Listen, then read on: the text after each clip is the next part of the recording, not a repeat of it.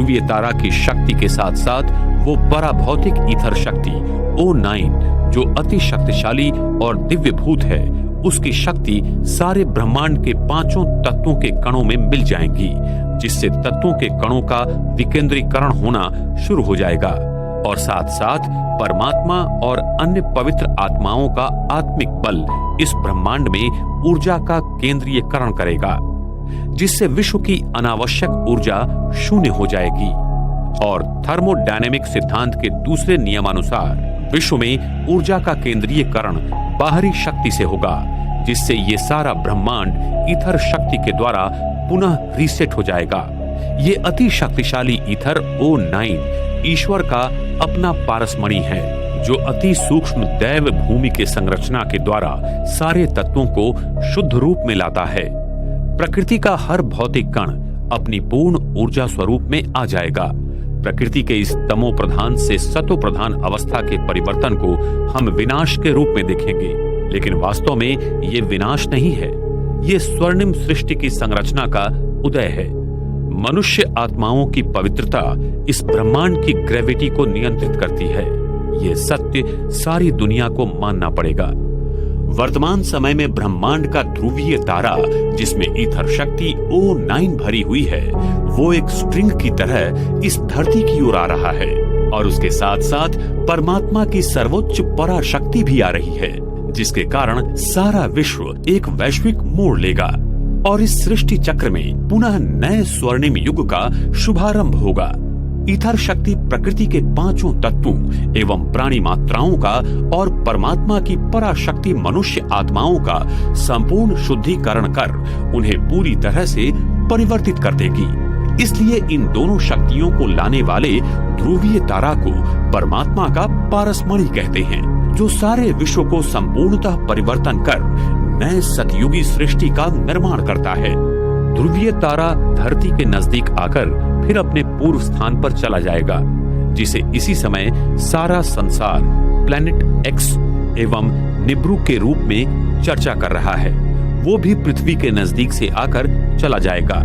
ध्रुवीय तारा के अपने स्थान पर जाने के बाद सारे ब्रह्मांड का विस्तारीकरण रुक जाएगा और साथ साथ केंद्रीय गुरुत्वीय बल शून्य हो जाएगा और ब्रह्मांड फिर अपने पहले के स्थान में आ जाएगा। सारी आकाश गंगाएं, तारे, सूर्य, चंद्र आदि पृथ्वी पर सतयुग में जैसे घूमते थे वैसे ही घूमना शुरू कर देंगे। प्रकाश की गति धीमी होने के कारण पृथ्वी के दोनों ध्रुवों पर भेजे गए सारे उपग्रह नजर आने लगेंगे। जी तथा विराट ब्रह्मांड की ये क्रिया अति विशाल और अद्भुत गोपनीय है, जिसे आज तक कोई नहीं जान पाया। ये सारे सत्य हमें आने वाले समय में प्रत्यक्ष मिलेंगे। माउंट आबू, सृष्टि परिवर्तन की प्रक्रिया का स्थान। पृथ्वी की सारी प्राचीन संस्कृतियां जैसे इजिप्ट के पिरामिड्स, ईस्टर आइलैंड, माया संस्कृति के पिरामिड्स आदि पृथ्वी के ले लाइन पर विकसित हुई हैं। प्राचीन संस्कृतियों ने इन्हीं स्थानों से पृथ्वी के चुंबकीय गाभा को ईथर ऊर्जा मिलने वाली वास्तुशिल्पों का निर्माण किया था, जिससे पृथ्वी को वो ईथर शक्ति मिल सके।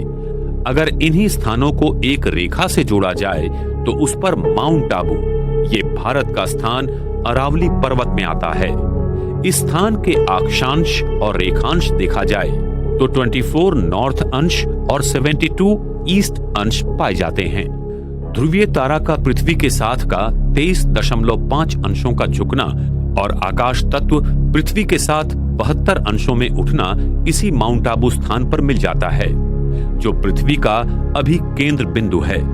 तो विश्व परिवर्तन की प्रक्रिया यहीं से शुरू होती है। जिस प्राचीन राजयोग को सीखने की चाहत सारा संसार करता है, उसी राजयोग को सिखाने के लिए स्वयं सर्वोच्च परमात्मा शिव इस माउंट आबू की धरा पर आकर सारे विश्व का परिवर्तन कर रहे हैं। प्रकृति की होने वाली विराट परिवर्तन क्रिया की घटना को हम विनाश के रूप में देखेंगे। उस समय धरती का गुरुत्वीय केंद्र आबू पर्वत के नीचे होगा, जहां पारा भारी मात्रा में है, और यही गुरुत्वीय केंद्र उस परम धाम के शुभ विवर के गुरुत्वीय केंद्र से सरल रेखा में जुड़ जाएगा और विश्व की समस्त आत्माओं को परमात्मा धर्मराज के रूप में फिर से शुद्ध बनाकर वापस घर ले जाएगा। परम धाम के शुभ विवर का द्वार हर 5000 वर्ष के बाद खुलता है।